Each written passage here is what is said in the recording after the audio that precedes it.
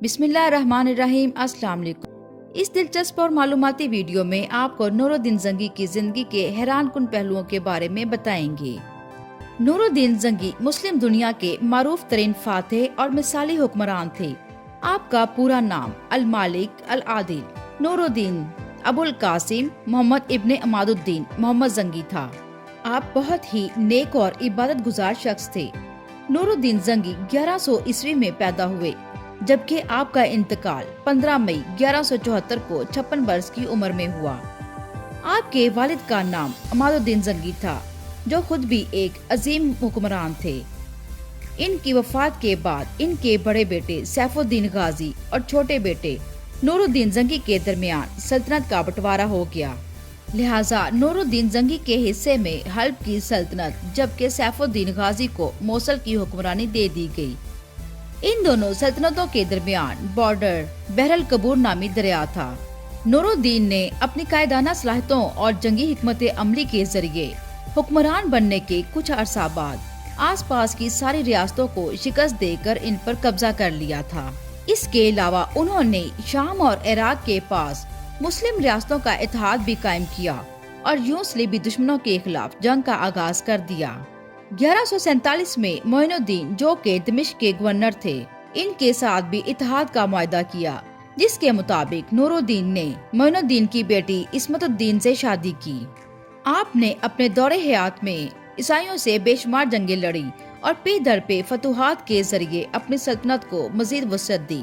نور الدین زنگی کی زندگی کی سب سے بڑی خواہش بیت المقدس فتح کرنا تھا، یہاں تک کہ آپ نے الگ سے ایک ممبر بنوا کر اپنے پاس رکھا تھا کہ جب آپ بیت المقدس فتح کریں گے تو اسے مسجد اقصی میں اپنے ہاتھوں سے خود نصب کریں گے، مگر آپ کے دور حیات میں ایسا ممکن نہ ہو سکا۔ لہٰذا آپ کی وفات کے بعد آپ کے سپہ سالار سلطان صلاح الدین ایوبی نے اسے فتح کیا اور آپ کا وہ ممبر اپنے ہاتھوں سے مسجد اقصی میں نصب کیا۔ ابن اسیر کہتے ہیں کہ میں نے خلفاء راشدین اور حضرت عمر بن عبدالعزیز رضی اللہ تعالی عنہ کے بعد نور الدین زنگی سے بہتر سیرت مند اور عادل حکمران نہیں دیکھا۔ یہاں تک کہ ایک مرتبہ آپ کی اہلیہ نے تنگی کی شکایت کی تو آپ نے اپنی 3 دکانیں، جن کی سالانہ آمدنی 20 دینار تھی، ان کو خرچ کے لیے دے دی تھی۔ جب آپ کی بیوی نے اسے کم سمجھا تو آپ نے جواب دیا کہ اس کے علاوہ میرے پاس اور کچھ نہیں ہے، اور یہ جو کچھ تم میرے پاس دیکھتی ہو یہ سب مسلمانوں کی امانت ہے۔ میں تو محض ان کا خرانچی ہوں۔ میں تمہاری خاطر اس امانت میں خیانت کر کے جہنم میں نہیں جانا چاہتا۔ نور الدین زنگی وہ عظیم انسان تھے جنہیں نبی پاک صلی اللہ علیہ وآلہ وسلم کی 3 مرتبہ خواب میں زیارت نصیب ہوئی اور انہوں نے نور الدین زنگی کو بہت اہم منصب سونپا۔ ہوا کچھ یوں کہ ایک بار نور الدین زنگی تہجد کی نماز پڑھ کر سو گئے اور خواب میں انہیں نبی کریم صلی اللہ علیہ وآلہ وسلم کی زیارت نصیب ہوئی۔ آپ صلی اللہ علیہ وآلہ وسلم کے علاوہ سلطان کو خواب میں 2 اور چہرے بھی دکھائی دیے، جو عمر رسیدہ افراد تھے، جنہوں نے اسلامی لباس پہنا ہوا تھا اور چہرے پر داڑیاں بھی تھیں، مگر ان کی شکلیں پرنور ہونے کی بجائے مکروہ دکھائی دے رہی تھیں۔ اسی دوران نبی کریم صلی اللہ علیہ وآلہ وسلم نے ان 2 بوڑھوں کی طرف اشارہ کر کے فرمایا کہ ان کے شر سے ہماری حفاظت کا انتظام کرو۔ یوں یہ خواب نبی کریم صلی اللہ علیہ وآلہ وسلم کی اس ہدایت پر ختم ہو گیا اور سلطان کی اچانک آنکھ کھل گئی۔ لہٰذا انہوں نے وضو کر کے 2 رکعت نماز ادا کی اور آپ نماز ادا کر کے دوبارہ سونے کے لیے بستر پر چلے گئے، اور جیسے ہی نیند کا غلبہ ہوا دوبارہ سے انہیں وہی خواب دکھائی دیا۔ اسی طرح نبی کریم صلی اللہ علیہ وآلہ وسلم کی زیارت نصیب ہوئی اور 2 مکروہ چہرے بھی دوبارہ دکھائی دیے، جن کے بارے میں نبی کریم صلی اللہ علیہ وآلہ وسلم نے ارشاد فرمایا کہ ان کی شر سے ہماری حفاظت کا انتظام کرو۔ سلطان بے چینی سے اٹھ گئے اور خواب کا منظر ان کی آنکھوں کے سامنے تھا۔ انہوں نے دوبارہ وضو کر کے نوافل پڑھے اور تیسری مرتبہ سونے کے لیے لیٹے۔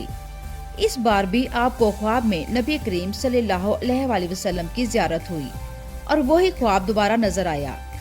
سلطان اچانک بیدار ہو گئے اور شدید الجھن اور بے چینی میں مبتلا ہو گئے اور اپنی نم آنکھوں سے بولے میرے ہوتے ہوئے میرے آقا و مولا نبی کریم صلی اللہ علیہ وآلہ وسلم کو کون پریشان کر رہا ہے؟ جب سلطان کو کچھ سمجھ نہ آیا تو انہوں نے اپنے مشیر خاص جمال الدین اصفہانی کو طلب کیا اور ان سے اپنا تمام خواب بیان کیا۔ انہوں نے تمام خواب سننے کے بعد فرمایا کہ لگتا ہے کہ مدینے میں کوئی اہم واقعہ پیش آنے والا ہے، لہٰذا آپ کو اپنا خواب پوشیدہ رکھنا چاہیے اور فوراً مدینے کی طرف روانہ ہونا چاہیے۔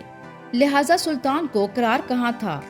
انہوں نے صبح کا سورج نکلنے سے پہلے جمال الدین کے ساتھ نماز فجر ادا کی۔ 20 مزید افراد کے ہمراہ مدینے کی طرف روانہ ہو گئے۔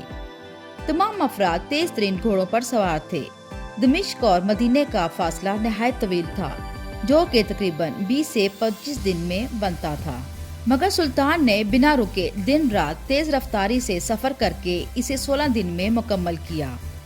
اسی دوران آپ کی نظروں سے خواب کے مناظر ایک لمحہ کے لیے بھی اوجھل نہ ہوئے۔ مدینہ جا کر حاکم مدینہ نے سلطان کا استقبال کیا۔ سلطان نے اپنے آنے کا مقصد ان سے بیان کیا۔ جواب میں حاکم مدینہ نے انہیں یقین دلایا کہ اگر 2 بوڑھے یہاں موجود ہوئے تو ہم انہیں ضرور ڈھونڈ نکالیں گے۔ لہٰذا حاکم مدینہ کے مشورے پر مدینہ بھر کے لوگوں کے لیے ایک بڑی دعوت کا انتظام کیا گیا، جس میں مدینہ کے خاص و عام شخص کو دعوت دی گئی۔ جب مدینہ کے تمام لوگ اس دعوت پر پہنچے تو سلطان نے ہر شہری کو دعوت کے بعد ہدیہ دیا اور غور سے دیکھا، مگر ان میں کوئی بھی وہ 2 بوڑھے نہ تھے جو خواب میں دکھائی دیے تھے۔ لہٰذا سلطان نے امیر مدینہ سے دریافت کیا، کیا کوئی شخص باقی تو نہیں رہ گیا؟ انہوں نے جواب دیا کہ دعوت میں صرف 2 درویش نہیں آئے، وہ بہت نیک اور دولت مند بزرگ ہیں، وہ ہر وقت عبادت میں مشغول رہتے ہیں اور لوگوں سے زیادہ میل جول پسند نہیں کرتے۔ سلطان کے شک ہونے پر ان دونوں بوڑھوں کو طلب کرنے کا حکم دیا۔ جب وہ سامنے آئے تو سلطان یہ دیکھ کر حیران رہ گیا کہ یہ دونوں وہی بوڑھے تھے جن کی جانب نبی کریم صلی اللہ علیہ وآلہ وسلم نے اشارہ کیا تھا۔ سلطان نے ان سے دریافت کیا کہ تم کہاں سے آئے ہو؟ انہوں نے کہا کہ ہم دیار مغرب سے حج کرنے کے لیے آئے تھے اور پھر یہیں آباد ہو گئے۔ سلطان ان دونوں بوڑھوں کو ساتھ لے کر ان کی رہائش گاہ پر گئے اور جائزہ لیا۔ وہاں قرآن پاک کے چند نسخے، کچھ نصیحت کی کتابیں اور تھوڑا سا گھر کا سامان اور ایک چٹائی موجود تھی۔ سلطان نے جب چٹائی اٹھائی تو سب یہ دیکھ کر حیران رہ گئے کہ وہاں ایک سرنگ کھودی گئی ہے جو کہ روضہ رسول صلی اللہ علیہ وآلہ وسلم تک جا رہی تھی۔ لہٰذا ان دونوں بوڑھوں کو گرفتار کر لیا گیا اور انہوں نے بتایا کہ وہ عیسائیوں کے بھیجے ہوئے جاسوس ہیں، جنہیں روضہ رسول صلی اللہ علیہ وآلہ وسلم تک سرنگ کھود کر نبی پاک صلی اللہ علیہ وآلہ وسلم کے جسم مبارک کو چرانے کے لیے بھیجا گیا تھا۔ اس مقصد کے لیے وہ رات بھر سرنگ کھودتے اور مٹی چمڑے کے تھیلے میں ڈال کر قبرستان پھینک آتے، اور اسی لیے انہوں نے روضہ رسول صلی اللہ علیہ وآلہ وسلم کے قریب رہائش اختیار کی تھی، جہاں تک کہ وہ سرنگ کھودتے کھودتے حضرت عمر فاروق رضی اللہ تعالی عنہ کی قبر مبارک تک پہنچ چکے تھے۔ سلطان نے وہیں موقع پر ہی ان دونوں کے سر قلم کروا دیے، جبکہ اس واقعے کے بعد سلطان زارو قطار روئے اور اللہ کا شکر ادا کرتے رہے کہ اللہ پاک نے پوری دنیا میں روضہ رسول صلی اللہ علیہ وآلہ وسلم کی حفاظت کے لیے انہیں چنا، جبکہ وہ اس قابل نہ تھے۔ سلطان نے روضہ رسول صلی اللہ علیہ وآلہ وسلم کے گرد ایک گہری خندق کھدوا کر اس میں پگھلا ہوا سیسا بھر دیا تاکہ دوبارہ کوئی بھی بدبخت ایسی گستاخی نہ کر سکے۔ بعد میں اس خندق پر ایک جنگلہ بھی لگا دیا گیا تاکہ زائرین اس سے آگے نہ جا سکیں۔ 816 ہجری میں مصر کے بادشاہ رکن الدین نے خندق پر 21 فٹ اونچا لوہے کا جالی دار احاطہ بنوا دیا۔